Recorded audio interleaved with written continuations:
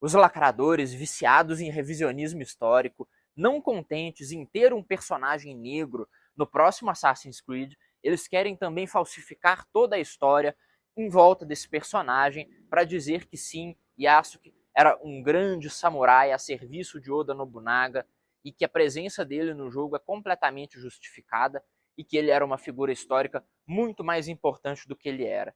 E é claro, do outro lado você tem o pessoal mais nerdola dizendo que Yasuke não era ninguém, era apenas um bobo da corte, também mentindo sobre essa figura.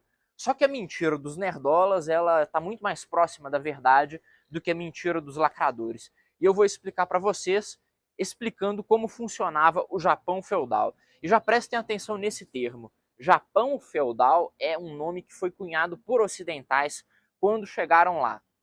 Os primeiros a chegarem no Japão feudal foram os portugueses, né? Vieram os jesuítas, os navegadores, e eles fizeram uma comparação da estrutura social japonesa com a estrutura social europeia.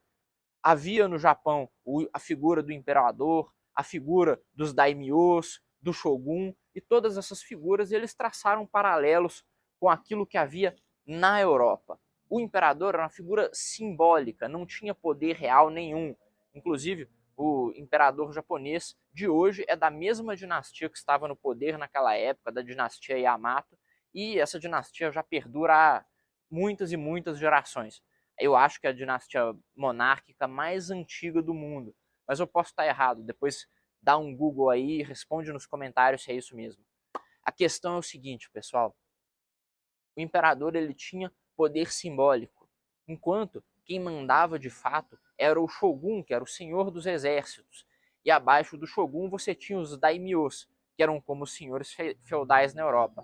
Imagine o seguinte, que o imperador era como um papa com poder simbólico, aí você tinha o rei, que era o shogun, e abaixo você tinha os senhores dos feudos, os duques, marqueses, etc., que mandavam nos feudos e tinham o poder local.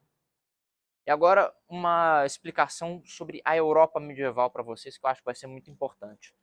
Na Europa medieval não bastava você ter um cavalo, ter uma espada e lutar em cima de um cavalo para você ser um cavaleiro, tá bom? Um cavaleiro, ele era regido por um código e principalmente ele tinha sua posição garantida por um senhor feudal e esse título era em geral hereditário, ou seja, o filho do cavaleiro seria cavaleiro, aí o filho dele também seria cavaleiro e eles serviriam como vassalos àquele senhor feudal. Estão me entendendo? Isso era o que acontecia na Idade Média e os portugueses que chegaram no Japão, eles perceberam que o que acontecia lá era a mesma coisa. Você tinha os daimyos que mandavam cada um numa pequena região, tinha lá o seu clã, sua área de comando, e esses daimyos tinham subordinados a eles outros nobres, que eram os samurais, também outras famílias tradicionais.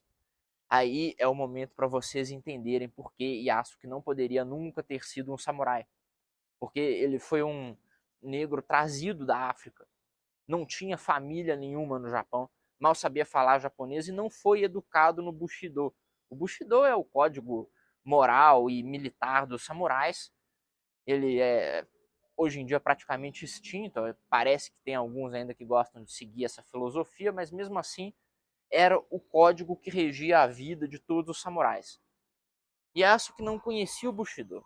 Yasuke não falava japonês, pelo menos fluentemente. Você não aprende a falar japonês fluentemente em 2 anos, que foi o tempo que ele ficou no Japão. Pelo menos o tempo em que ficou a serviço de Nobunaga, ficou conhecido e etc. Então ele não poderia ser um samurai da mesma maneira que eu, se chegasse no Japão, eu não poderia me tornar um samurai do Japão feudal só por derrotar os outros em duelos. E eu não nego que ele pode ter sido um guerreiro, não nego que ele pode ter recebido algum treinamento no uso de armas, até carregado uma katana. Carregar uma katana não torna ninguém um samurai, apesar de que, né, ela tem todo aquele papel simbólico e etc. Não, poder carregar uma katana não torna ninguém um samurai, assim como carregar uma espada de cavaleiro na Idade Média não torna ninguém um cavaleiro. Para se tornar um cavaleiro é preciso haver um pacto de vassalagem com o sucerano. A mesma coisa acontecia no Japão feudal. Espero que vocês tenham entendido até aqui o porquê que Yasuke não poderia ser um samurai de fato, mas mesmo assim ele teve a sua importância. Afinal, ele era responsável por carregar as armas de Oda Nobunaga. E aí vamos explicar um pouco sobre o período Sengoku, um dos períodos mais interessantes da história do Japão. Os daimyos eles brigavam constantemente pelo poder. E na época em que vai se passar o jogo, foi a época em que haviam várias tentativas de unificar o Japão, e Nobunaga ele comandou uma das tentativas mais bem-sucedidas. Foi, na verdade, a segunda ou terceira mais bem-sucedida antes de Ieyasu Tokugawa chegar e realmente firmar a unificação. Nobunaga era um comandante militar genial, um daimyo extremamente importante, um grande diplomata e, além de tudo, um maluco, cruel, homicida e psicótico. Assim como a maioria dos líderes, pelo menos os grandes líderes de antigamente, eles eram isso: gênios militares, grandes estrategistas e psicopatas completos. Nobunaga gostava de queimar os seus inimigos, queimar suas vilas e casas, aplicar métodos de tortura, mas ele precisa ser lembrado por uma coisa além disso. Ele foi o responsável por realmente introduzir o uso das armas de fogo no Japão. Elas chegaram através dos portugueses, eles vieram trazendo os arcabuzes, que eram como mosquetes, proto-mosquetes, precisavam ser recarregados pela ponta com pólvora, uma verdadeira tragédia para se manusear, mas mesmo assim tiveram um efeito absurdo na guerra no Japão. E Nobunaga foi um dos primeiros a popularizar o seu uso e a aplicar táticas novas de guerra com essas armas. Então ele rapidamente dominou muitos territórios, ganhou muito poder, e essa escalada dele ao poder só foi freada quando ele foi traído, acabou sendo cercado dentro de um templo e teve que cometer lá o seppuku para não ser capturado.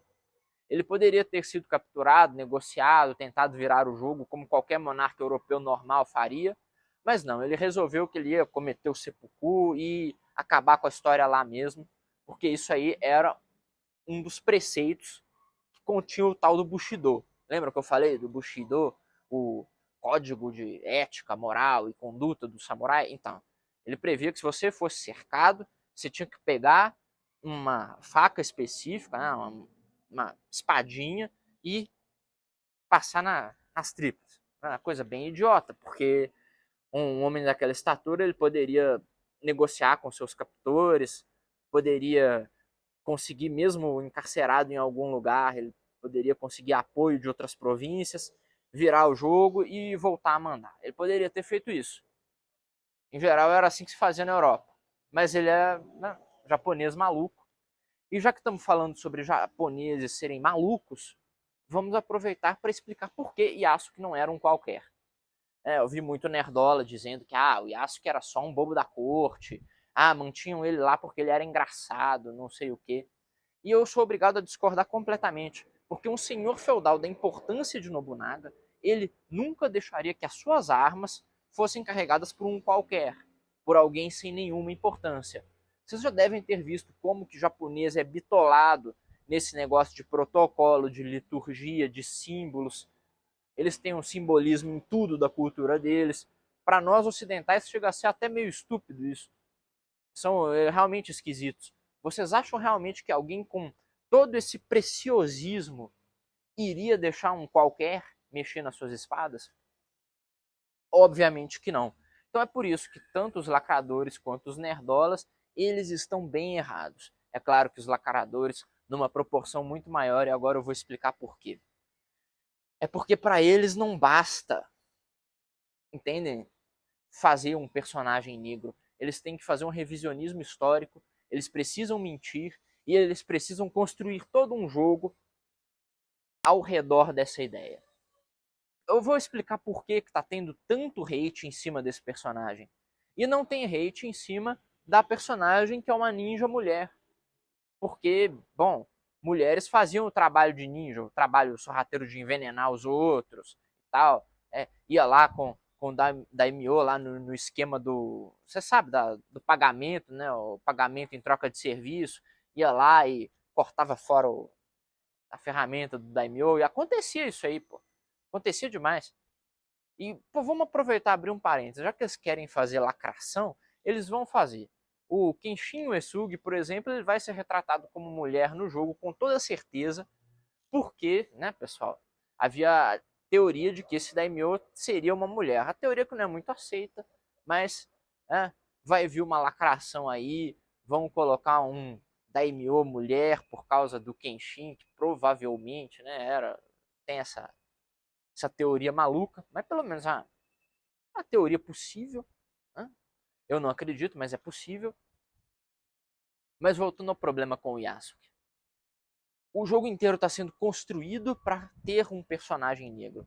Vocês entendem que a figura histórica foi escolhida primeiro por ser negra e depois por todos os outros fatores. E isso não é aceitável de maneira nenhuma. A gente percebe que existe uma iniciativa de lacrar, existe a iniciativa de transformar o jogo numa peça política. E isso ninguém mais aguenta. Os consumidores estão de saco cheio dessa palhaçada de querer transformar jogos, transformar filmes, transformar tudo em peças de propaganda woke.